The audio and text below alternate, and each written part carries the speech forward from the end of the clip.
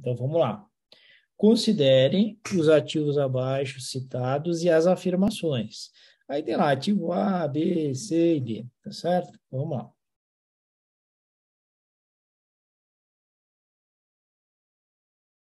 Retorno, sempre aqui, né? E aqui o risco. Legal? Olha só. Ativo A, retorno de 6,4, desvio padrão de 3. Então, o desvio padrão é de 3. Retorno, eu vou colocar mais ou menos aqui, 6,4. Tá? Então, esse aqui é meu ativo A. Depois, ativo B, retorno de 7%, desvio padrão de 4. Então, já vem para cá, né? 4. E o retorno é de 7. Então, o retorno um pouco maior. Beleza. C, retorno de 8%, né? Então, sobe um pouquinho lá. Retorno de 8%. Desvio padrão de 5. Desvio padrão de 5. Retorno vai ser de 8%.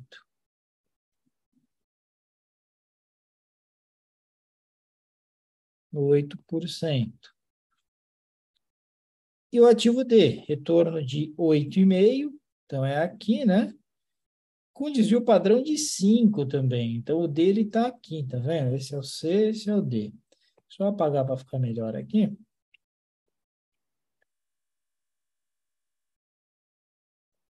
C aqui. Muito bom. Então, olha só. A gente já vê de cara que o D domina o C, né? Porque os dois têm o mesmo risco, só que o D tem um retorno maior. Legal? Muito bom. E aqui a gente tem o A, tem menor retorno esperado, mas é o de menor risco. Esse aqui está no meio do caminho. Esses aqui têm maior retorno, só que o D é muito melhor que o C, porque está na mesma categoria de risco, só que com retorno maior. Agora, olha só. Ativo A e ativo C são equivalentes na visão de um investidor racional. Então, ativo A e ativo C são equivalentes. Aí você pode se perguntar, mas como é que eu chego nessa equivalência? Bom, lembra que o que liga retorno a risco na avaliação de ativos, na teoria de carteiras, é sempre o índice de Sharpe. Se aqui não fosse desvio padrão, fosse beta, aí era outra coisa, era o CAPM. Mas sempre que a gente estiver falando de desvio padrão, que a gente chama de risco total, uma coisa vai ser ligada à outra por conta do índice de Sharpe, tá certo? Se a gente olhar aqui embaixo, ó, taxa livre de risco é 4%. A gente precisa analisar ativo A e ativo C. Então, eu vou calcular o índice de Sharpe do A e o índice de Sharpe do C, para eu poder chegar à conclusão se são equivalentes ou não são. Se são equivalentes, quer dizer que eles têm que ter o mesmo índice de Sharpe, beleza? Então, vamos lá. O A, ele tem 6,4% de retorno, menos 4%, que é a taxa livre de risco, dividido pelo risco dele, que é 3%. Beleza? Então, vou fazer o cálculo aqui. 6,4 menos 4 dá 2,4. 2,4 dividido por 3 vai dar 0,8, tá? Vou economizar um pouquinho aqui de tempo. Vai dar 0,8. 0,8. Então, esse é o índice de Sharpe do A. Agora, vamos calcular o índice de Sharpe do C.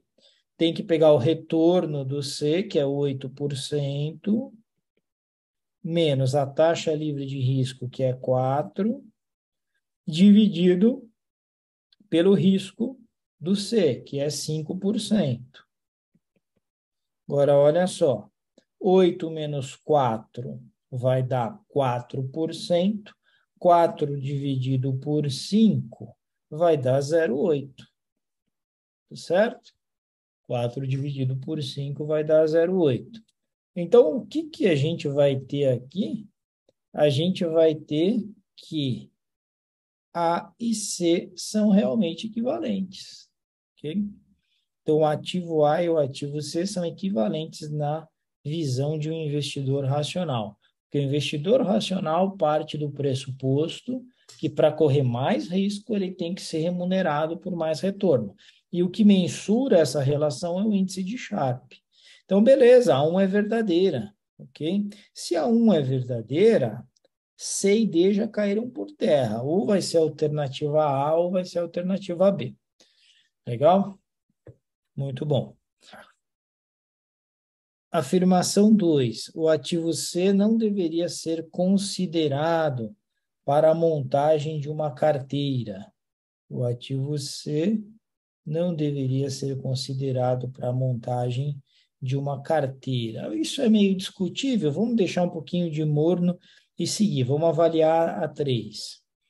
O ativo com melhor relação risco-retorno é o ativo D. Vamos fazer o índice Sharpe do ativo D? Índice de Sharpe do ativo D. Então, olha só. Como é que a gente vai fazer isso aqui? A gente vai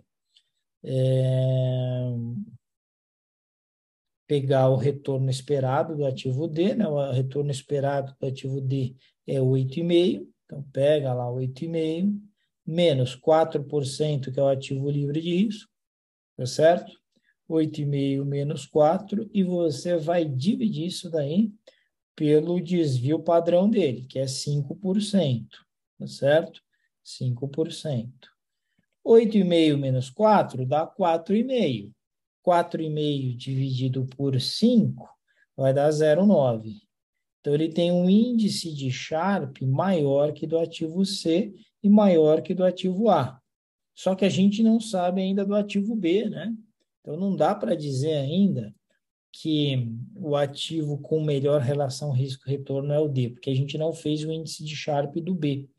Como que faz o índice de Sharpe do B? Pega o retorno de 7% menos a taxa livre de risco, que a gente viu que é 4, tá certo? 7 menos 4, e aí a gente vai dividir isso pelo desvio padrão do B, que é 4%. 7 menos 4 dá 3, 3 dividido por 4 vai dar 0,75. Ah, beleza. Então, agora ficou claro que, de fato, essa terceira afirmação ela está correta, né? Então, primeira está correta, terceira está correta, segunda a gente ficou de analisar. Então, até agora, já deu para a gente ver que a correta aqui vai ser a alternativa D, né? Porque a 1 e a 3 estão corretas. Tá certo? Então, olha só. Essa 2 aqui, o ativo C não deveria ser considerado para a montagem de uma carteira. Por quê? Porque olhando esses dados, o ativo D tem dominância sobre o ativo C. Ou seja, você consegue um mesmo nível de risco, com o mesmo nível de risco, ter um retorno sensivelmente superior. Então, essa dominância descarta o ativo C e mantém o ativo D, tá certo? Então, 1, 2 e 3 estão corretas. Beleza? Perceba que a gente vai nessa linha do índice de Sharpe. Sempre que você precisa analisar retorno em função do desvio padrão, em função do risco total, você vai utilizar o índice de Sharpe.